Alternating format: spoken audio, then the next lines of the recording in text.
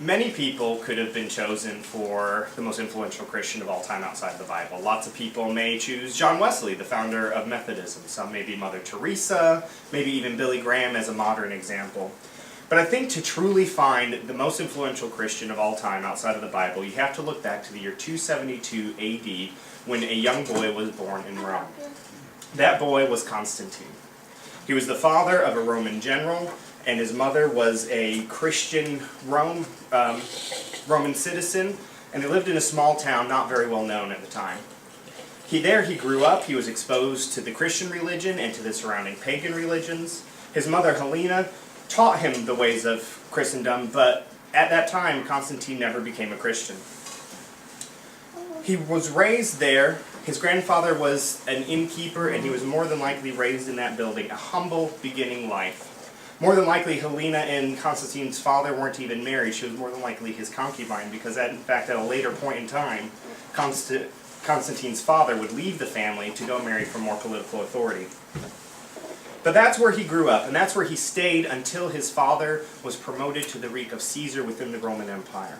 At that time, there were 2 Caesars and 2 Augustus, forming 4 emperors within the empire. And when his father got promoted to become a Caesar, Constantine was sent to be in the court of the chief Augustus, the head of all the empire, the one that had the most authority, Diocletian. That's where he was educated. That's where he learned how to be a formal military commander. That's where he learned how to relate with both pagans and Christians in a more formal, educated manner. From there, Diocletian would send him on military campaigns around the known world. He mostly was concentrated out in the east, and it was in the east that he won great victories for the empire. There are stories that Diocletian hated Constantine, and that he would send him on these tough military campaigns to kill him. But every time, Constantine would come back, having won more and more favor, and won more and more troops to his loyalty. Diocletian, in 302, ordered what was become to be known as the Great Persecution. The Great Persecution was a universal persecution of all Christians. Persecutions of Christians had existed since 64 AD, but this was the first universal persecution. Before now, persecutions would take place in small local vicinities, groups of small Christians, never a complete universal persecution. This was an official edict of the Roman Empire, and the persecutions lasted for more than 7 years. During this time of persecution, Christians were murdered, they were beat, they had their property confiscated, churches could not exist. If you were known to be a Christian, you could not hold political office, and you had no political authority, meaning that you were not a Roman citizen, even if you lived within the Roman Empire. Constantine was in Diocletian's court when all this was going on, and he did not approve. There are stories of Constantine peacefully disagreeing with Diocletian, because he knew that to stand upright against the emperor meant certain death. Constantine stood by, and he watched the persecutions happen, having no authority to stop them, but he did not take part in them. Diocletian's persecutions lasted until 311, when they were finally stopped after his resignation. Diocletian actually resigned in 305 AD, but the persecutions happened under his predecessors as well. During this time,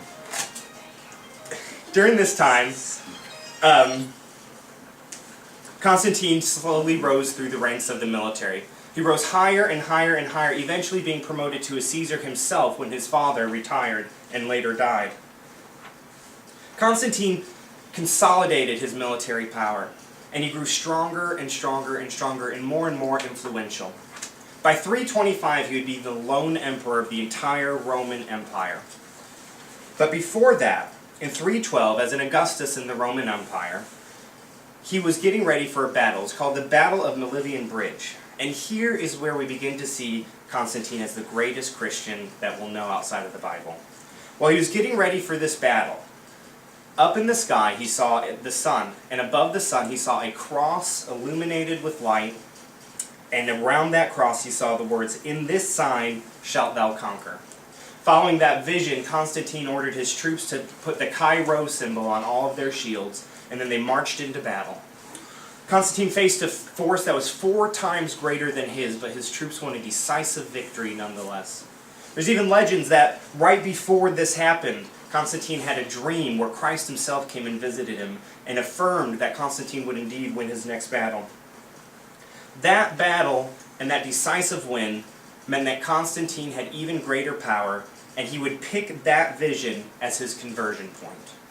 Now, some may argue that in 312, when Constantine was converted, he was only loosely converted to Christianity, and that may indeed be true, because he still showed, he still allowed the pagan churches liberties within the empire. But over the course of his reign, he would become more and more devout in his Christianity. In 313, he issued the Milan Edict, which stated that Christians could worship freely, they could own property, they could be citizens again. Everybody was free to worship whatever religion they wanted. This was a huge turning point for Christians. Just a few years earlier, they were being beat and murdered, had no Roman citizenship because they were simply Christian, and here, Constantine is changing the world as we know it. He is making them citizens once again. He himself is a Christian. He is giving them property again. He is making them the highest rank of citizen within the Roman Empire. Within 2 years' time, Constantine, as a Christian, changed the world. And the Edict of Milan spread, and Christianity spread with it. He had increasing faith and showed less and less favoritism for those early pagan religions. In fact, he refused to do any of the pagan ceremonies that previous emperors had done. And then he did what had been his goal for quite some time. He established a brand new Roman Empire seat at the city of Byzantium. Byzantium would come to be known as Constantinople, and there Constantine would make his ideal Christian city. He supported the church financially there. He gave the Catholic Church huge tracts of land to be all their own. He had actual Christian churches within the walls of the Roman Empire's capital, something that had never been done before. He established Christian citizens as high offices within the empire. And he let them hold offices, and he gave money and property back to the church that had been taken away under previous emperors. He continued to bless the church with more and more money, building larger and larger churches. One of the reasons why paganism began to fall during this time actually is because Constantine, instead of ordering the murder and the beating of this other religion like the pagans had done to Christians before that, he actually just taxed them higher. And he used that taxation money to build bigger churches. Eventually, pagans, either not wanting to be taxed higher anymore, or having found the true way of Christianity, decided to join the church. And that made Christianity spread all the more.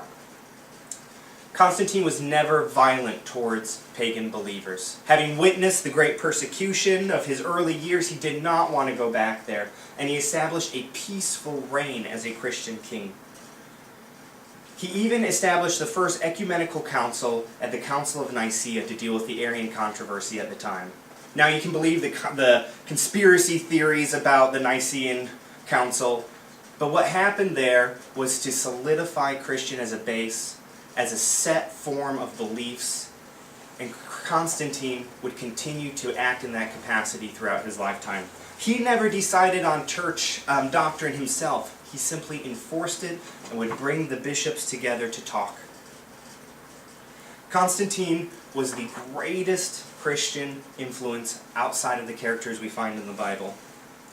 Under him, Christianity spread throughout the known world.